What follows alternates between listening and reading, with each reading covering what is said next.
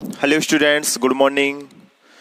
Students, पिछले lecture में हमने ड्यूलिटी से रिलेटेड दो थ्योरम्स पढ़ ली थी और उन थ्योरम्स में से फर्स्ट जो थ्योरम्स थी वो ये थी कि अगर आपके पास में कोई आद्य समस्या दी गई है, प्राइमल प्रॉब्लम दी गई है, तो उस प्राइमल प्रॉब्लम की द्वैती प्राइमल प्रॉब्लम के द्वैती की द्वैती वह स्वयं प्राइमल प्रॉब्लम ही होती है। स्टूडेंट्स, आपको इन थ्योरम्स के जो स्टेटमेंट है वो जितना अगर आप याद रख सको तो बेस्ट है। और सेकंड थ्योरम जो थी वो अपने पास में ये थी कि अगर आपके पास में एक प्राइमल प्रॉब्लम और उसकी ड्यूल प्रॉब्लम दोनों के ही दो सुसंगत हल एक्स नॉट और डब्ल्यू नॉट, एक्स नॉट सुसंगत हल है प्राइमल प्रॉब्लम का और डब्ल्यू नॉट सुसंगत हल है इसकी ड्यूल प्रॉब्लम का, तब आपको ये पूछा गया था कि प्रूफ कीजिए कि C of x naught is greater than equal to B transpose of W naught, अर्थात ZP is greater than equal to ZD। ये प्रूफ किया गया था वहां पे। ठीक है, ये अपने सेकंड थ्योरम्स की स्टेटमेंट थी। अब अपने पास में जो थर्ड थ्योरम है जो हम आज प्रूफ करने वाले हैं, आज स्टूडेंट्स हम थ्योरम नंबर थर्ड और थ्योरम नंबर 5 पे बात करेंगे, क्योंकि थ्योरम्स नंबर जो 5 है, सॉरी फोर्थ जो है वो है आपकी द्वैतता की मूल प्रमेय। ठीक है, द्वैतता की मूल प्रमेय है और उसको पूरा एक लेक्चर चाहिए समझने के लिए, तो उसको हम नेक्स्ट लेक्चर में डिस्कस करने वाले हैं। सो आज हम केवल और केवल थ्योरम नंबर थर्ड और थ्योरम नंबर 5 पर बात करेंगे। ठीक है, सो थ्योरम नंबर थर्ड का स्टेटमेंट कुछ इस तरह से है स्टूडेंट्स कि if X cap is a feasible solution of the primal problem minimum of ZP is equal to CX where subject to constant AX greater than equal to V and all non negative restriction X is greater than equal to 0 and W cap is such a feasible solution of its dual problem maximum ZD is equal to B transpose of W, A transpose of W is less than equal to C transpose and W greater than equal to 0 such that C of X cap is equal to B transpose of W cap, then X cap and W cap are the optimal solutions of the primal and dual problem respectively। मतलब यदि x cap, देखिए theorem क्या कह रही है, x cap और W cap इन्होंने feasible solution दिए हुए हैं और उसको मैं क्या करता हूं एक्स बार और डब्ल्यू बार मान लेता हूं, एक्स बार और डब्ल्यू बार। ठीक है, सो एक्स बार और डब्ल्यू बार से रिलेट कि एक्स बार और डब्ल्यू बार जो है वो एक्स बार दी गई प्राइमल प्रॉब्लम का एक सुसंगत हल है और डब्ल्यू बार इसकी ड्युअलिटी का एक सुसंगत हल है। तब और इस तरीके से है कि C of x bar is equal to B transpose of W bar, ये भी हमारे पास में रिलेशन दिया हुआ है इन दोनों में। तब हमें ये प्रूफ करना है कि एक्स बार और डब्ल्यू बार जो है वो क्रमशः प्राइमल प्रॉब्लम अर्थात आद्य समस्या और इसकी ड्यूल प्रॉब्लम द्वैती समस्या के कौन से हल हैं, इष्टतम हल हैं। ठीक है, सो स्टूडेंट्स चलिए बात करते हैं। देखिए एक्स बार और डब्ल्यू बार ये प्राइमल प्रॉब्लम का सुसंगत हल है, ये ड्यूल प्रॉब्लम का सुसंगत हल है और इनमें रिलेशन भी दिया हुआ है C ऑफ एक्स बार बराबर बी ट्रांसपोज ऑफ डब्ल्यू बार। तब हमें इन दी हुई बातों से ये प्रूफ करना है कि एक्स बार और डब्ल्यू बार इनके इष्टतम हल होंगे। तो स्टूडेंट्स मैंने मान लिया दी गई आद्य समस्या जो है अर्थात प्राइमल प्रॉब्लम निम्न है और वो क्या है, मिनिमाइजेशन दी हुई है बुक में, minimization of ZP is equal to CX subject to constants A of X is greater than equals to B and all non-negative restriction X greater than equals to 0। ठीक है, प्राइमल प्रॉब्लम दी गई है minimisation की, अतः primal problem first की द्वैती समस्या जो है, द्वैती समस्या अर्थात जो ड्यूल प्रॉब्लम है वो निम्न होगी। क्या होगी, मैक्सिमम ऑफ ZD, जो कि ये भी उसने मेंशन की हुई है थ्योरम में ही, W and subject to constants A transpose of W less than equals to C transpose and all non-negative restriction W greater than equals to 0। अब स्टूडेंट्स देखिए, पहले थ्योरम्स में जो कुछ दिया हुआ है उसको हम लिख लेते हैं और फिर जो भी हमें प्रूफ करना है उस पर वर्क हम करते हैं। अब साथ ही साथ ये भी दिया है, चूंकि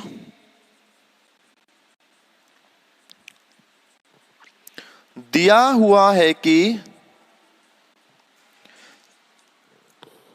x बार तथा W बार, x बार तथा W bar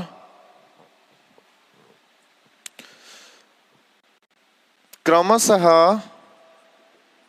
primal problem 1 by dual problem 2 के क्या है, के सुसंगत हल है, अर्थात फिजिबल सॉल्यूशन है। और जब ये प्राइमल प्रॉब्लम और ड्यूल प्रॉब्लम के सुसंगत हल है तो फिर क्या प्रूफ होता है कि अगर x बार सुसंगत हल है प्राइमल प्रॉब्लम का, तो यहां से a of x bar is greater than equal to b, समीकरण number 3, and x bar is greater than equal to 0, समीकरण नंबर 4। ये ठीक है क्योंकि ये सुसंगत हल है तो इन दोनों को सेटिस्फाई करने वाले हैं। साथ ही साथ A transpose of W bar is less than equal to C transpose and W bar is greater than equal to 0, equation number 5 and equation number 6। अब यहां तक हमें ये दिया हुआ है कि x बार और W बार क्रमशः इसके सुसंगत हल हैं, जो कि इस तरीके से हैं। साथ ही साथ हमें यह भी दिया हुआ है, दिया है कि C of x bar is equal to B transpose of W bar, ये भी आपको दिया हुआ है।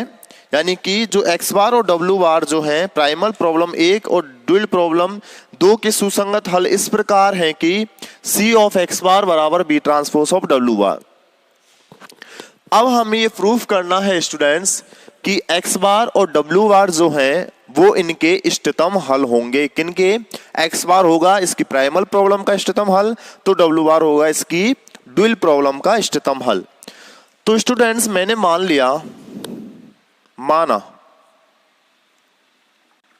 x नॉट तथा W नॉट, x नॉट तथा W नॉट क्रमशः प्राइमल प्रॉब्लम फर्स्ट व ड्यूल प्रॉब्लम सेकंड के कोई भी स्विच मैंने अपनी इच्छा से मान लिए हैं, क्या है, सुसंगत हल है, सुसंगत हल है। कोई भी स्विच सुसंगत हल है x नॉट और W नॉट। तो अगर ये सुसंगत हल है तो अतः a ऑफ x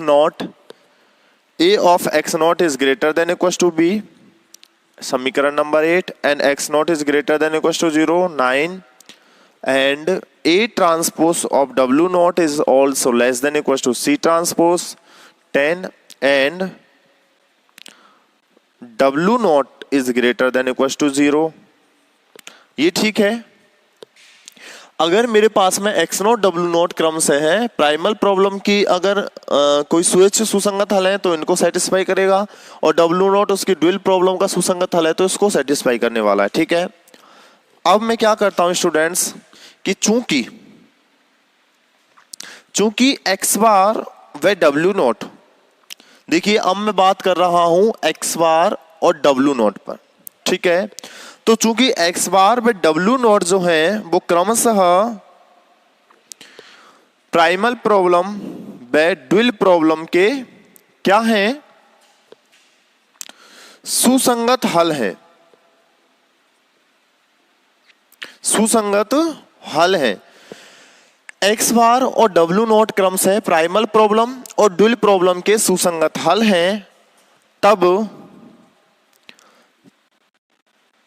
प्रमेय सेकंड से, तब प्रमेय सेकंड से, सेकंड प्रमेय क्या कहती थी कि जब आपके पास में कोई भी प्राइमल प्रॉब्लम और उसकी ड्यूल प्रॉब्लम के दो सुसंगत हल होते थे तो आपको सेकंड थ्योरम में हमने ये प्रूफ करवाया था कि C ऑफ x नॉट, क्योंकि वहां पे मैंने लिया था कि जो भी सुसंगत हल होंगे प्राइमल प्रॉब्लम के और ड्यूल प्रॉब्लम के, तो उनके बीच रिलेशन कुछ इस तरीके से होता है, C of x not is greater than equal to B transpose of W not.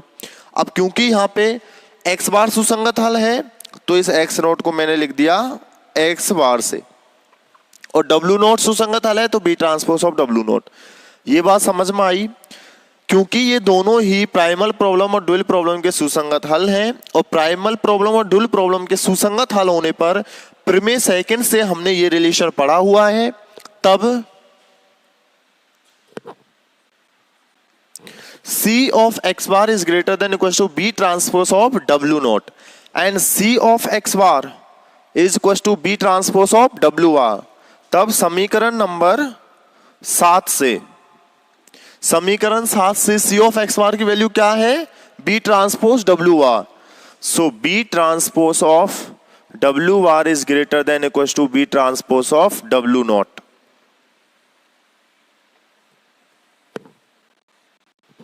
B transpose of W bar is greater than equals to B transpose of W naught। So students देखिए, dual problem ये है maximum ZD is equals to B transpose of W, where W क्या है? Variables हैं, अर्थात एक तरह से एक सॉल्यूशन को डिनोट करने वाला है। तो अगर ये W, ये क्या है? इसका उद्देश्य फलन, ड्यूल प्रॉब्लम का उद्देश्य फलन। और देखिए यहाँ पे भी B transpose of W, so B transpose of W bar is greater than equal to B transpose of W naught. इसका मतलब ये हुआ स्टूडेंट्स कि W बार पर, देखिए W बार भी सुसंगत हल है, W बार भी सुसंगत हल है, और W नॉट को भी मैंने कोई एक स्वेच्छ सुसंगत हल मान के चल रहा हूं ड्यूल प्रॉब्लम का। तो जब W बार भी सुसंगत हल है, W नॉट भी सुसंगत हल है, मैं यहां पे ये देख पा रहा हूं कि W बार पर इस ड्यूल प्रॉब्लम के उद्देश्य फलन का जो मान है, इस ड्यूल प्रॉब्लम के उद्देश्य फलन का जो मान है, वो किसी भी स्वेच्छ सुसंगत हल, वो किसी भी स्वेच्छ सुसंगत हल से अधिक या बराबर है। W बार पर जो उद्देश्य फलन का मान है, ड्यूल प्रॉब्लम के उद्देश्य फलन का जो मान है, वो W नॉट जो कि कोई भी स्वेच्छ सुसंगत हल है द्वैती समस्या का, उससे अधिक या फिर बराबर है। तो इसका मतलब ये हुआ स्टूडेंट्स कि W बार क्या है? W बार इस द्वैती का इष्टतम हल है, क्योंकि द्वैती की प्रॉब्लम क्या है? मैक्सिमाइजेशन की, मैक्सिमाइजेशन का उद्देश्य फलन है, और मुझे मैक्सिमाइजेशन वैल्यू, मैक्सिमम वैल्यू किस पे मिल रही है? W बार पर। क्योंकि हम मैक्सिमम वैल्यू किस पे चेक करते हैं? हमारे पास जो भी सुसंगत हल मिलते हैं उन्हीं पे तो चेक करते हैं। तो मेरे पास में W बार एक सुसंगत हल ये था, और W नॉट कोई भी मैंने इच्छा से ले लिया।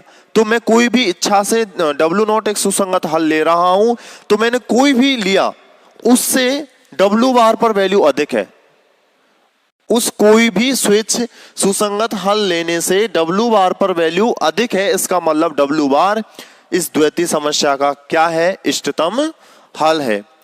तो हम लिख देते हैं, अतः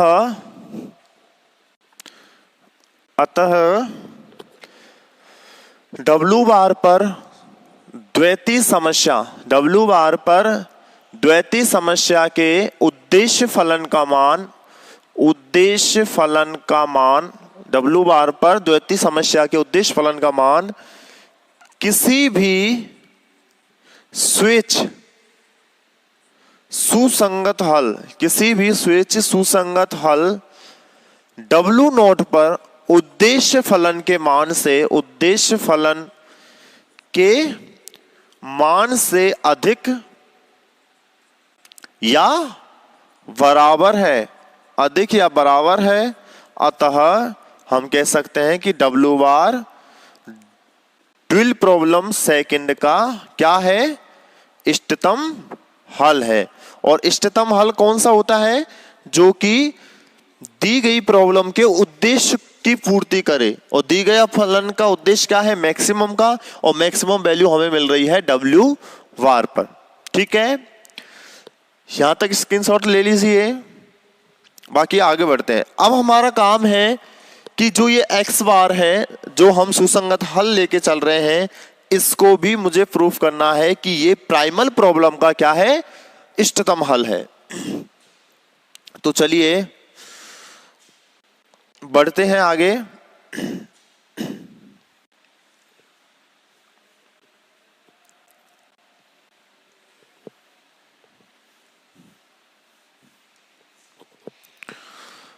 अब लिखते हैं कि चूंकि x नॉट तथा W बार, चूंकि x नॉट तथा W बार क्रमशः प्राइमल प्रॉब्लम फर्स्ट व ड्यूल प्रॉब्लम सेकंड के क्या है, वही सुसंगत हल है, सुसंगत हल है। और अगर सुसंगत हल है, अतः प्रमेय सेकंड से हम क्या लिख सकते हैं, C of x not is greater than equal to B transpose of W bar. C of x not is greater than equal to B transpose W bar, क्योंकि W बार और x नॉट सुसंगत हल है, तो ये रिलेशन आ जाता है प्रमेय सेकंड से। तब समीकरण 7 से B ट्रांसपोज W बार की वैल्यू क्या है, C x बार।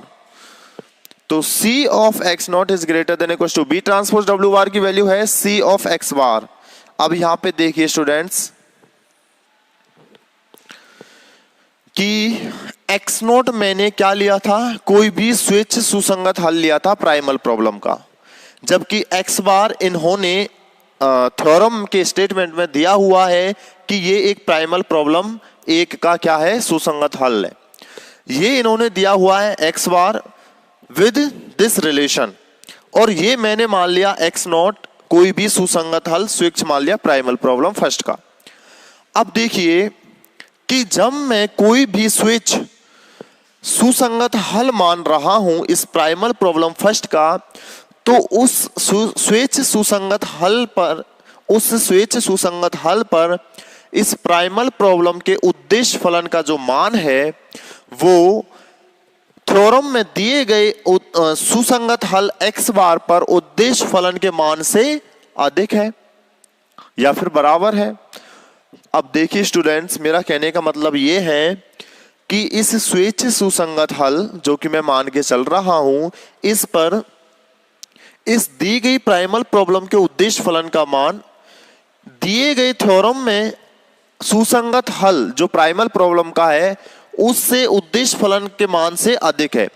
और हमें चूंकि स्टूडेंट्स आद्य समस्या जो प्राइमल प्रॉब्लम है उसका उद्देश्य क्या है, मिनिमाइजेशन का, अर्थात हमें न्यूनतम वैल्यू चाहिए, और हम जानते हैं कि वह सुसंगत हल जो हमें अपना इष्टतम हल, जो अपने उद्देश्य की पूर्ति करा दे, जो कि हमें उद्देश्य की पूर्ति करा दे, वही उसका इष्टतम हल होता है।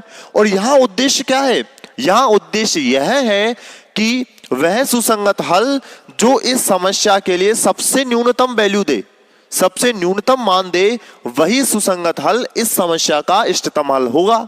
तो देखिए, आइए x बार पर जो उद्देश्य फलन का मान है वो कोई भी आर्बिट्रेरी स्वेच्छ सुसंगत हल मान से क्या है, कम है।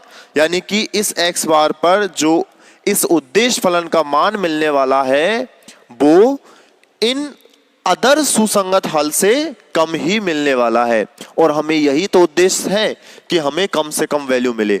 अतः हम कह सकते हैं कि x बार क्या है, प्राइमल प्रॉब्लम फर्स्ट का सुसंगत हल है। अतः x बार पर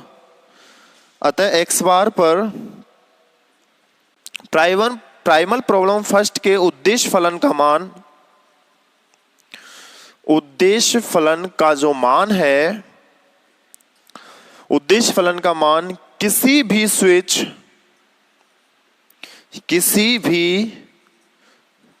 स्विच सुसंगत हल x नॉट पर उद्देश्य फलन के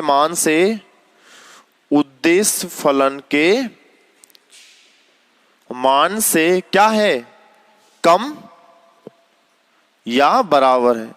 और हमें कम से कम वैल्यू ही तो चाहिए, और कम से कम वैल्यू का मतलब हो गया, अतः x बार प्राइमल प्रॉब्लम फर्स्ट का क्या है, इष्टतम हल है। ठीक है, तो इस तरीके से स्टूडेंट्स जो मैंने पिछले लेक्चर में समझाया था, C of x not is greater than equal to C of x bar होना चाहिए, और B transpose of W bar is greater than B transpose W naught होना चाहिए, वो हम प्रूफ कर चुके हैं कि x बार पर सबसे कम वैल्यू हमें चाहिए थी, क्योंकि इसका उद्देश्य जो है प्राइमल प्रॉब्लम का है निम्नतम करना, कम से कम वैल्यू। तो x बार पर हमें वो कम से कम वैल्यू मिल गई, तो यही इसका इष्टतम हल हुआ। जबकि इसकी ड्यूअलिटी जो थी वो थी मैक्सिमाइजेशन की, अर्थात वह सुसंगत हल जो हमें अधिक से अधिक मान दे उद्देश्य फलन का, तो वो W बार है जो कि हमें अधिक से अधिक मान दे रहा है। इसका मतलब W बार उसकी ड्यूअल प्रॉब्लम का इष्टतम हल हुआ। तो इस तरीके से ये अपनी थर्ड थ्योरम प्रूफ होती है। ठीक है, चलिए अब बात करते हैं थ्योरम नंबर 5 पे। फोर्थ जो है आपकी थ्योरम मैंने बता दी है कि वो द्वैतता की मूल प्रमेय है, उसको पूरा एक लेक्चर चाहिए, तो उसको हम नेक्स्ट लेक्चर में पढ़ेंगे। बाकी अब देखिएगा,